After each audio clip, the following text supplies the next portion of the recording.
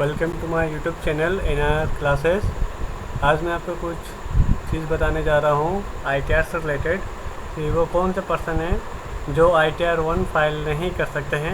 आज मैं आपको उसके बारे में बताने जा रहा हूँ, तो इसके लिए मेरे साथ यूट्यूब चैनल पे बने रहिए और मेरी वीडियो अच्छी लगे तो उसको लाइक और शेयर ज़रूर करिएगा और मेरे चैनल को सब्सक्राइब भी करिएगा।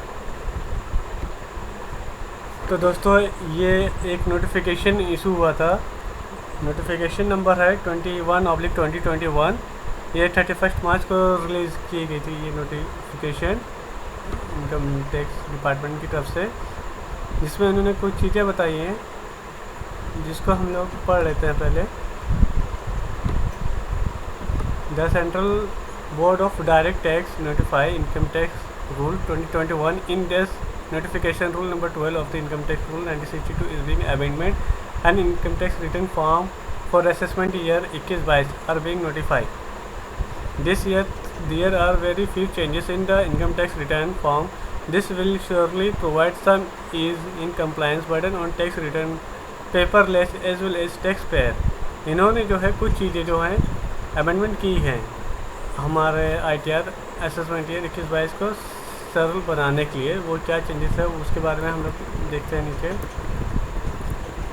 जैसे आप ये देख सकते हैं, पहला चेंजेस ये है ITR 1 can not be file in the case where tax has been deducted under section 194N। Section 194N के बारे में क्या कहता है? Section 194N provide that the tax is required to be deducted if the amount of cash withdrawal during the year exceed rupees 20 lakh in case of certain non-filer of return and rupees 1 crore in other cases।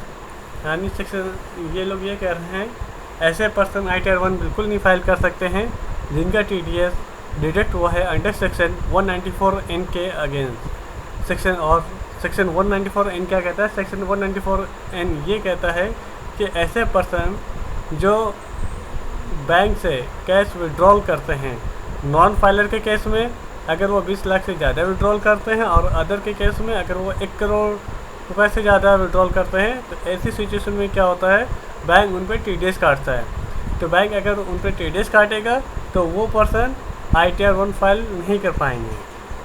आप एक बार फिर से समझिए, section 194N ये होता है कि section 194N ये कहता है कि कोई भी पर्सन जो कैश विड्रॉल करते हैं नॉन फाइलर के केस में ₹20 लाख लिमिट दी गई है। 20 लाख विड्रॉल करते हैं नॉन फाइलर के केस में, और अदर के केस में ₹1 करोड़ विड्रॉल करते हैं बैंक से। तो बैंक क्या करते हैं? उन पे जो है वो सेक्शन 194N के बिहाफ पे उन पे TDS काटता है। तो अगर वो TDS काटा गया है तो वो लोग ITR 1 फाइल नहीं कर सकते हैं। What income tax rule 2021? The rule 12 of the income tax rule has been amendment to restrict an SSC to use ITR 1 in whose case tax has been deducted under section 194N।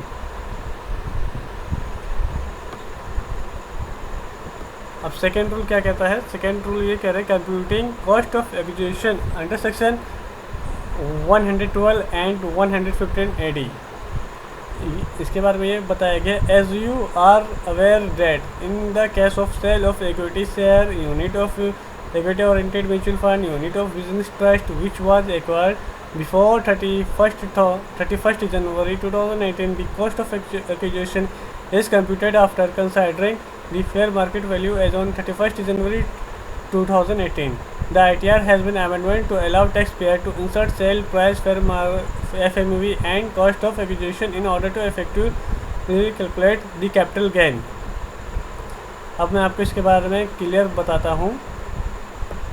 112 and 115 AD ये कहता है कि case of sale of equity, unit of equity oriented mutual fund and unit of business trust, in the cost of acquisition is computed after considering the fair market value as on 31st January 2008।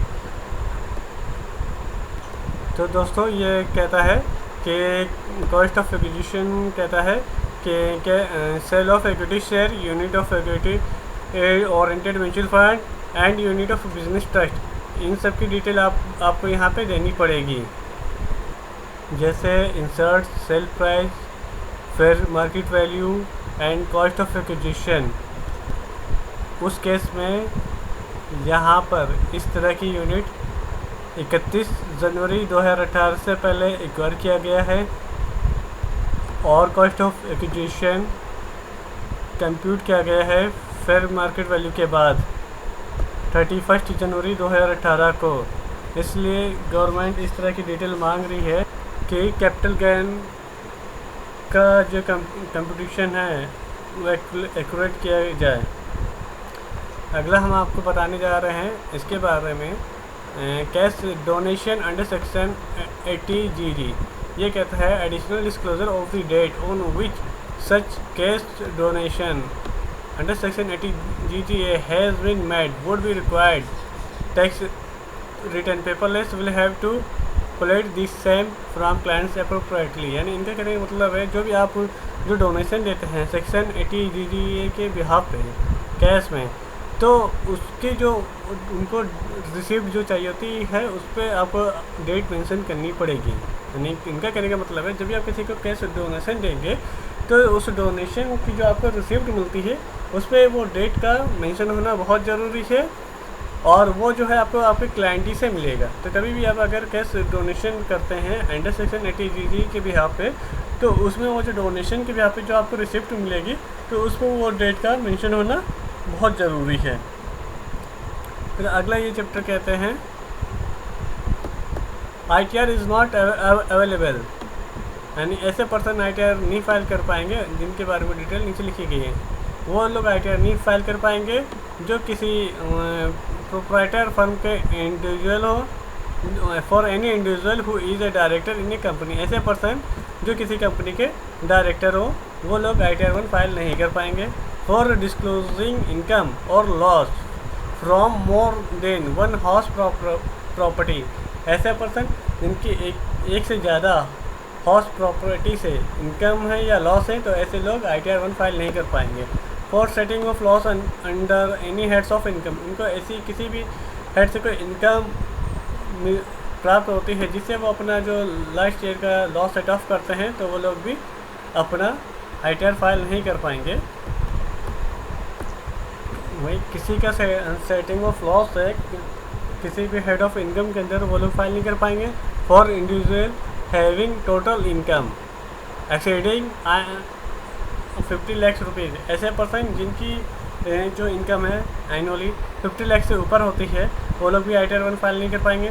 For tax payer having income from foreign sources. ऐसे person जिनकी income किसी foreign sources के माध्यम से होती है तो वो लोग भी ITR 1 फाइल नहीं कर पाएंगे।